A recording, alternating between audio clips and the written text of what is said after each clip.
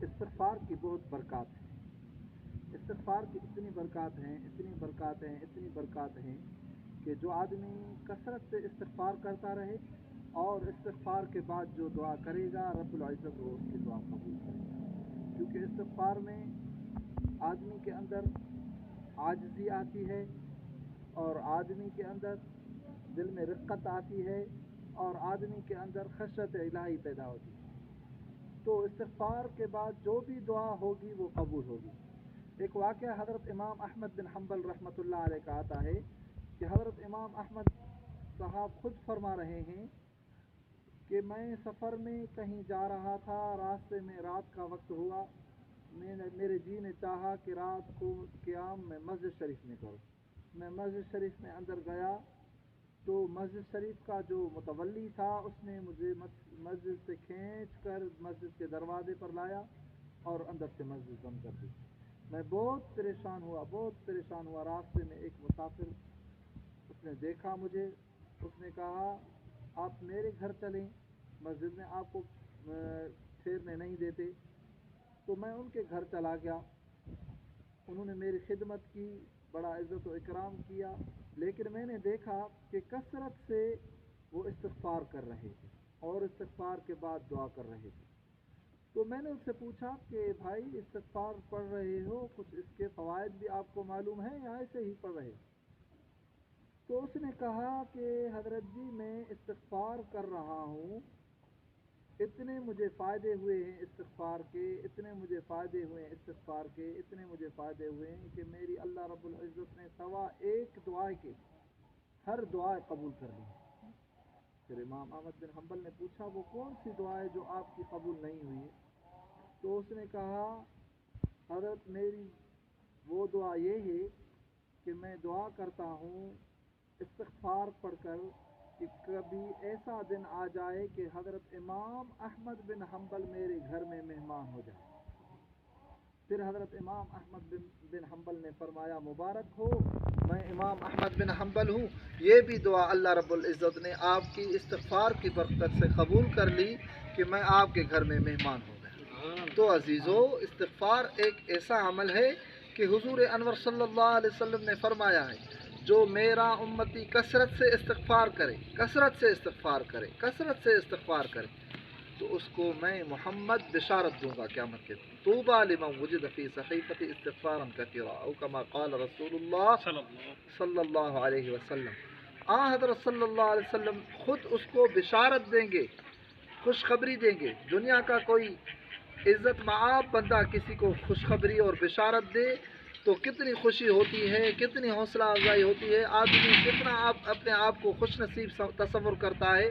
لیکن جب حضرت صلی اللہ علیہ وسلم کسی کو بشارت دے تو اس آدمی سے بڑھ کر اور کوئی خوش نصیب نہیں ہو سکتا. تو میرے بھائیوں، کثرت سے استغفار کرنا یہ مومنوں کا شعار ہے، یہ مومنوں کے لیے ہتھیار ہے. ہتھیار سے آدمی اپنے دشمن سے لڑتا ہے. تو نفس، شیطان، یہ جو ہمارے اوپر مسلط ہیں دشمن، ان سے لڑنے کے لیے استغفار ضروری ہے. آدمی استغفار کے الفاظ اپنی زبان پر زیادہ تر دہراتا رہے، اس میں بہت نفع ہوگا. لیکن استغفار کے الفاظ کون سے ہونے چاہیے؟ اولاً تو یہ ہیں کہ جس آدمی کا کوئی مرشد ہے، شیخ ہے، اپنے شیخ سے رہنمائی لے لیں. جو شیخ اپنی مرید کو استغفار کے کلمات بتا رہے ہیں اس سے بڑھ کر کوئی کلمے نہیں ہیں استغفار. اگر کسی کے شیخ نہیں ہیں تو پھر جو احادیث مبارکہ میں مجموعاً استغفار کے الفاظ آئے ہیں ان میں سے کسی ایک پر بھی استقامت کرنے سے اللہ تبارک و تعالی بندے کی توبہ قبول فرما لیں گے. مثلا استغفر اللہ ربی، استغفر اللہ ربی، استغفر اللہ ربی، یہ تمام آسان الفاظ ہیں، اس کے کہنے میں کوئی مشکل بھی نہیں ہے، کوئی وقت بھی زیادہ نہیں لگتا، لیکن زبان پر بھی تقریباً آسانی سے چڑھ جاتے ہیں. استغفر اللہ ربی، استغفر اللہ ربی، استغفر اللہ ربی، یہ کثرت سے کرتے رہیں.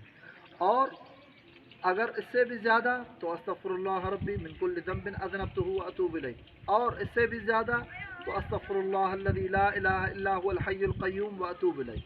تو بہرحال جو بھی استغفار کے الفاظ ہیں، ہمارے حضرت حال جوی نور اللہ مرقدہ حضرت امام حماد اللہ वो तो फरमाया करते थे, जो आराबी बंदे हज़रत की खिदमत में आया करते थे तो हज़रत उनको फरमाया करते थे, भाई इस्तिग़फ़ार के लफ्ज़ आपको अल्फाज वो जो हदीस पाक में मज़कूर हैं वो आपको बेआइनी नहीं आ रहे, तो आप ऐसे सिंधी में, हज़रत फरमाया करते थे सिंधी में आप ऐसे कहें कि मुझा रब साईं मुझी तोबा, मुझा रब साईं मुझी तोबा, मुझा रब साईं मुझी तोबा। और उर्दू में ऐसे कहें कि मेरे अल्लाह मेरी तोबा, मेरा अल्लाह मेरी तोबा, मेरा अल्लाह मेरी तोबा। ये भी अल्फाज अल्लाह ताला कबूल करेगा, और अल्लाह ताला ये अल्फाज इतने कबूल करेगा कि इन अल्फाज की बरकत से आदमी की हर दुआ कबूल हो जाएगी। दुआ है कि रब्बुल इज़्ज़त हमें इस्तिग़फ़ार का आदी बनाए, और ये ऐसा अमल है कि हज़रत सल्लल्लाहु अलैहि वसल्लम ने अपनी ज़िंदगी में रोज़मर्रा के मुताबिक ये अमल किया है।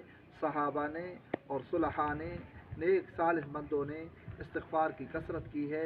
इस्तिग़फ़ार की कसरत से आदमी की दिल को तसल्ली मिलती है। आज जब हम परेशान हैं, हमारे हालात ऐसे हैं कि हर कोई बंदा अपनी मसाइब में, हवादिसात में परेशान है, कोई घरों मसाइल में परेशान है, कोई रिज़्क़ के मसाइल में परेशान है, कोई अपने रिश्तेदारों के मसाइल में परेशान है, तो हर चीज़ का हल इस्तिग़फ़ार है। तो इस्तिग़फ़ार करना चाहिए भाई। इस्तिग़फ़ार के लिए कोई वक्त मुकर्रर नहीं, जब भी अल्लाह को पुकारोगे तो रब्बुल इज़्ज़त जी जी से लब्बैक लब्बैक लब्बैक या आब्दी, लब्बैक या आब्दी से अपने बंदों को जवाब देगा। माहे रब्बुल इज़्ज़त हमें इस्तिग़फ़ार और तौबा नसीब फरमाए, और ऐसी तौबा नसीब फरमाए जिसके बाद हमें गलती करने से गुज़ेर हो जाए, और अल्लाह तबारक व तआला हमें दीन की सही समझ नसीब फरमाए।